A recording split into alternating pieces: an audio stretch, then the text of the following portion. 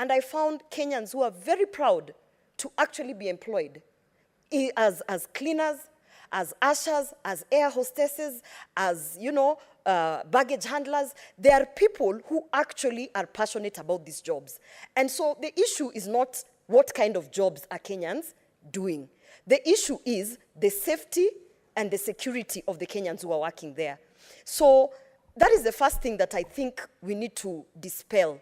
It is not about people going there to work as cleaners. It's not about people going there to be maids, as you want to call them. There are people who are actually very proud of these jobs. And there are people who, this is why, this is a hustler nation government, and we are actually, our policies as government, our policies as Kenya Kwanza is that we push that for those who have ended up on that level, or for those who have chosen to be in that level, to be cleaners, to be baggage handlers, to be air hostesses, to be waiters and waitresses, that their safety and security is guaranteed. So that's the first thing I want to dispel.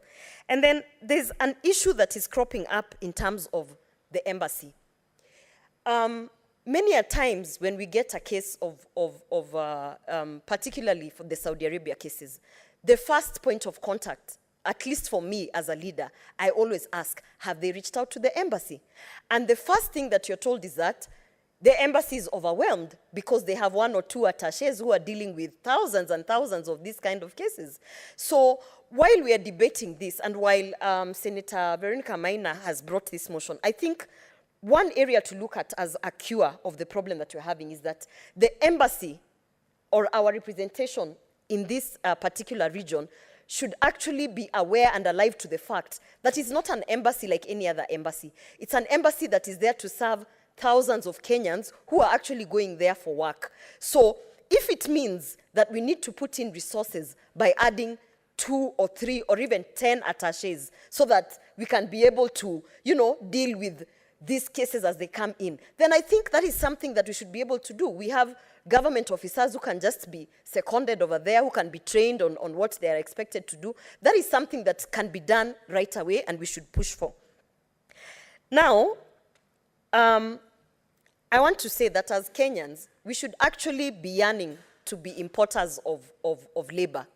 We should be standing here in Senate and saying that we are going to grow our industries to the level of this United Arab Emirates industry so that we can also import labor. So that we can also be saying there are so many Ugandans coming in because our airline, Kenya Airways, has grown so big that we no longer have locals who we can hire. We should actually be looking at Saudi Arabia as a point of reference in terms of how do we grow our economies to the point where we are actually importing labor. Look at our ports and how many employees we have at the ports. We should try and give perspective of this thing in such a way that we are not necessarily encouraging Kenyans to go out, but we are learning from the fact that there are countries that have so many jobs that they have to import labor. That's why Kenyans are actually getting onto planes, and even that whole domino effect of Kenyans getting onto planes and going to foreign countries is an industry in itself. There is an airline that should be Kenya Airways that should be making money out of exporting these Kenyans to these places for this kind of jobs and opportunities that are there. So I think there is a different perspective to this whole industry. And the perspective should be that, one, we are lacking jobs. That is a fact.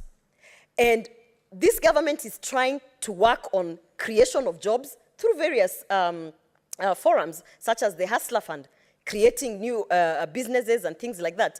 But we should push more. Perhaps we should question, how do we scale up Kenya Airways so that we can have so much, so that we can create job opportunities? How do we scale up, for instance, the Konza City?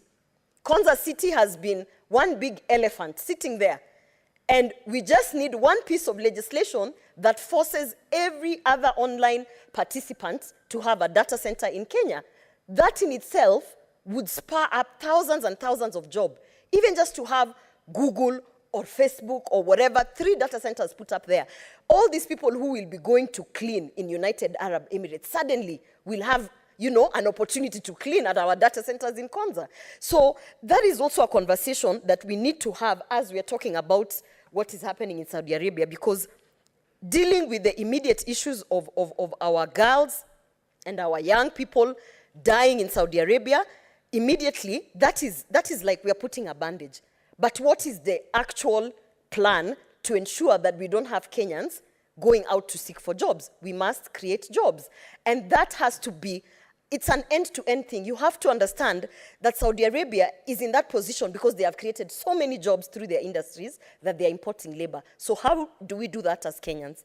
And finally, I was presented with a case some time back, and they reached out to me and said, you know, there's a Kisi lady, actually this is 3 months ago, who is stuck in Saudi Arabia, and the agent allegedly was not assisting or was not interested. And you know, this I want to put out to leaders. Before you jump in and start, you know, castigating the agencies, castigating, you know, because that is politics, you know, trying to play politics with it so that you can look like you're the person who is saving the person on the other side. You must ask questions, you know. The first thing I asked is, why is she still there? When did her contract end? I was told her contract ended 9 to 10 months ago. I asked, when her contract ended 9 to 10 months ago, what happened? Her parents, guardians, or whoever sent her, did they find out why this person has not come back home? And that's where the story started becoming complicated. So eventually, when we unearthed the whole story, it was very simple. The agents, they have contracts with the workers, yeah, with the employees. When they leave the country, they go on contracts. When they arrive to Saudi Arabia, I'm not talking about all of them, I'm talking about some of the cases that have not been highlighted. They reach there, they finish their contract, and then what happens is they try to get on a, let me say, under the table deal with the employer directly to remove the agent. The moment that is allowed, then the employer then also understands that this worker is no longer protected. This worker that no longer belongs to an agency, so therefore I can do whatever I want to do with this worker. And that's where the stories start going south. So the first thing also we have to ask, at the point of the end of the contract, what expectations do we have for the agent? What expectations do we have for the worker? For instance, on issues of licensing, if your contracts are ending at a certain period, then as an agent, it should be your responsibility to ensure that that person has come back home. And if they refuse to come back home, this is the point where now we also have the embassies. You report it to the embassy. So if Gloria Oroba has gone to Saudi Arabia to work through an agent, and then my contract has come to an end, and then I think that I can make more money by engaging the employer directly and extending my stay without papers, and then my agent immediately reports me to the embassy, then the embassy can then track, this person is staying there illegally, this person must be removed, and if this person doesn't want to be removed, what will happen is when that person now comes with a case that I'm being mistreated, it becomes a form of accountability because they have to now say, why did you remain in the country without a contract? You know? So we must also look at it from the other side. There are so many agents who are genuine, and there are agents who actually are providing opportunities to Kenyans fairly and respectfully and with security, but then there are the rogue agents who don't care. And those are the ones who we should be targeting, such that any license that needs to be renewed, there should be an accountability of how many people have you taken, how many have actually come back. And these ones who have not come back, what did you do about it? Did you report it to the embassy? Did you actually put it as a statistic, work with the Ministry of Foreign Affairs, try to bring them back home? There should be a level, because there's no accountability at this point. You go with the contract, if you choose to stay, you stay. And no one holds anyone accountable, and that's where all the problems begin. So finally, I would say, the issue of the payments being made to Kenya in terms of foreign remittance cannot be ignored. We need it. There are families who are actually dependent on this money. And there are families who are actually using this money as a source of capital to set up businesses. And this money, just like any other money coming from the US, from expatriates or doctors who are in India or other people who are wherever, this money has the same value as that money. And I would just say one of the policies that I think Senator Veronica Maina you should look into is that we can control that remittance by saying that a certain percentage of the salary that is being paid to this person, this worker that has gone, must be paid to their Kenyan bank account.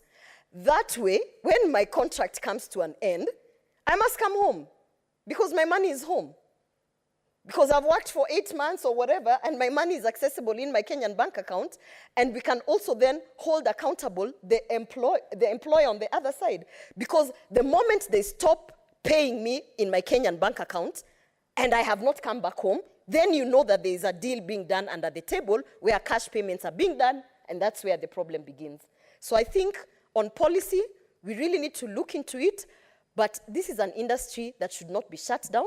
This is an industry like any other industry that should be regulated. But I beg to support the motion. Thank you, Senator. Senator Hamida.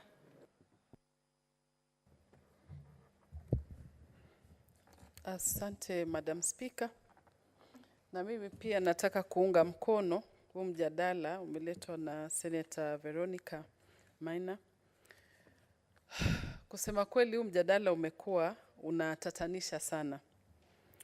Wasichana wetu tumeona kweli wameumia, wamenajisiwa, wananyimwa pesa na wafanyikazi na wale walioandika, na kunyimwa chakula, wanapokonywa passport zao, wanapokonywa simu zao ili wasiweze kuwasiliana na familia zao. Na labda hii ni kisa tu ya wasichana wale tunaona, na labda wale vijana wetu wale hawawezi kuzungumziwa kwa sababu wanaona haya. Labda tunapata pia vijana wetu wanalawitiwa, wale wamekwenda pia kutafuta kazi hizo za nyumbani.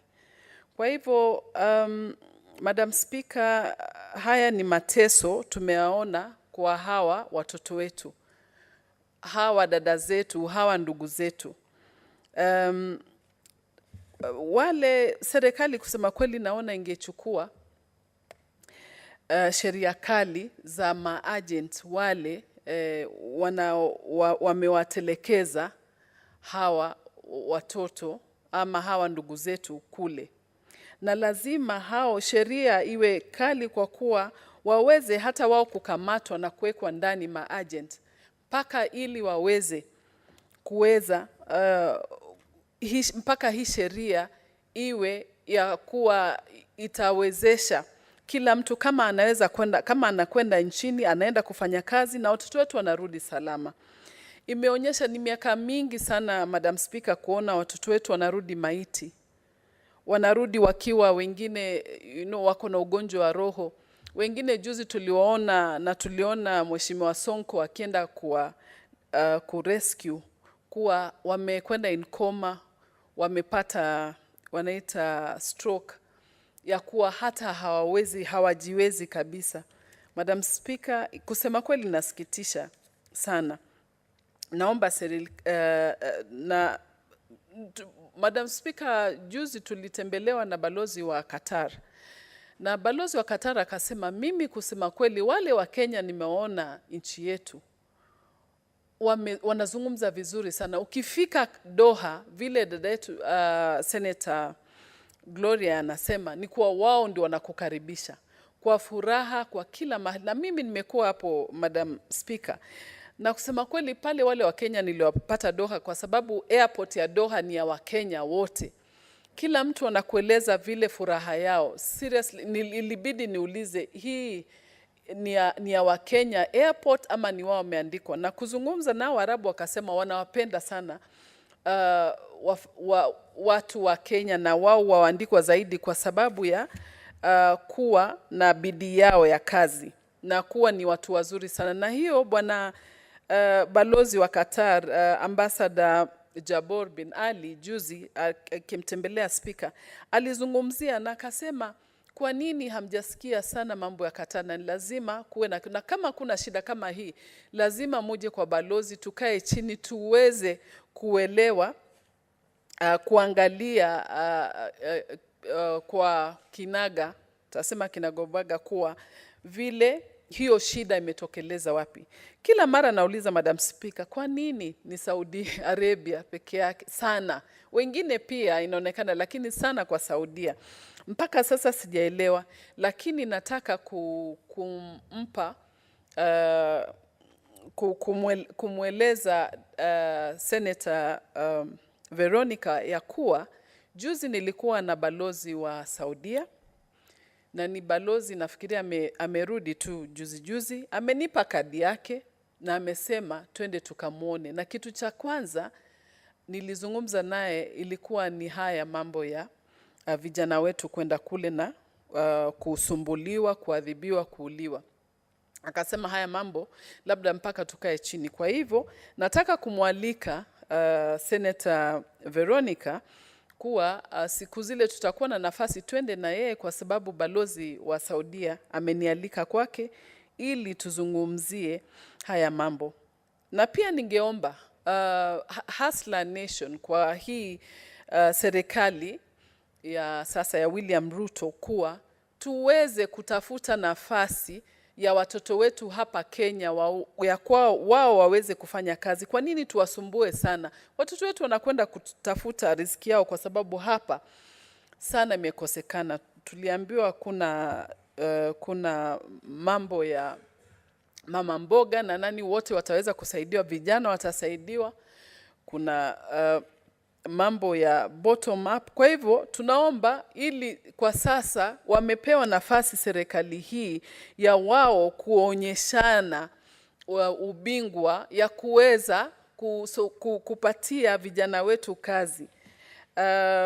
Na la mwisho, Madam Speaker, nataka kuwapa wazazi, familia ya wale wote wamepoteza watoto wao, ndugu zao, familia yao huko Saudi Arabia.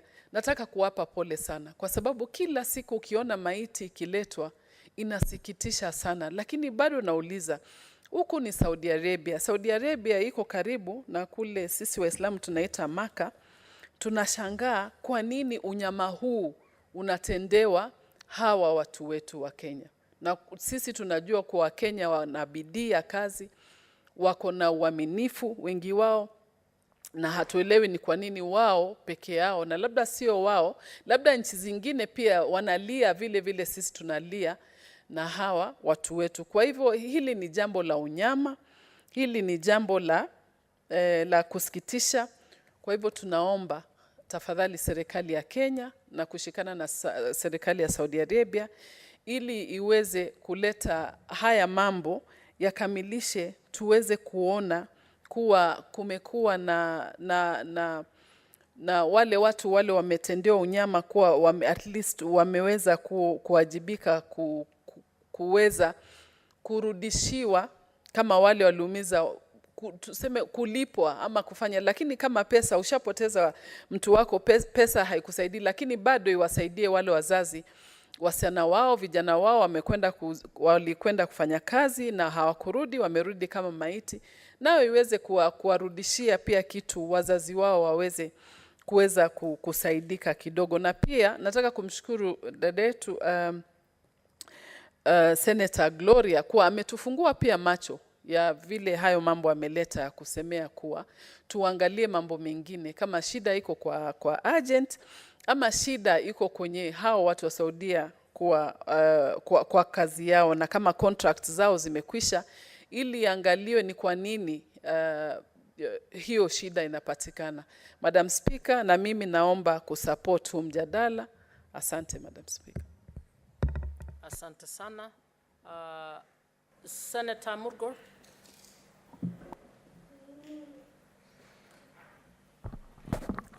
Thank you very much, Madam Speaker, for giving me the opportunity to also air my views on this topic, and also thank Senator Veronica for bringing up this topic. This is a discussion that has gone on, Madam Speaker, before even some of us who are here, because it is a discussion that was on with the other Parliament or the Senate of before we came. And so it has really become a puzzle. It's almost like which one came first, the egg or the chicken, and no end to the topic and to the discussion. I am one of the members and chair of Labor and Social Welfare, and so we had an opportunity this week to sit with the CS Labor, who is also new, and apologize that she took notes that were, left with others and had no input herself because she's new and cannot authoritatively put a finger on the things that need to be put a finger on. But in rounding it all up, it came to the conclusion that there are contributions made by individuals that bring about the situation that our children find themselves in. One example is that some of our children sneak around and go through agents that are not registered. And this is just something that they do on their own, either unaware that they are risking their lives, but their minds are just on the goodness that comes at the end. And then along with that is child trafficking that kind of contributes very much to the illegality of the unregistered agents. And so when somebody goes illegally into Saudi Arabia, and they know, and so they begin to lose their documentations, their passports are taken, and they have no document with them when working. And even when the situation worsens, they run away.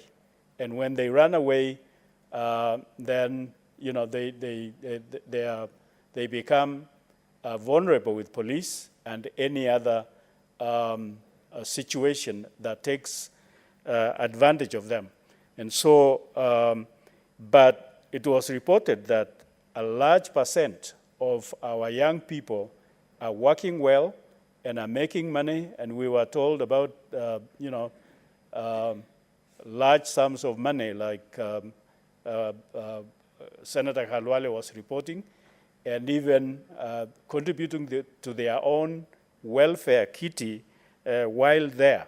But we get these reports from a few of them that end up having these problems.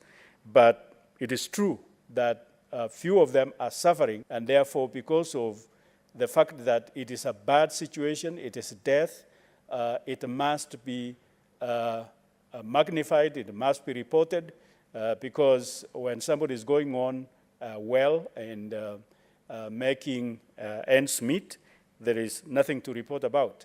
But the few alarming situations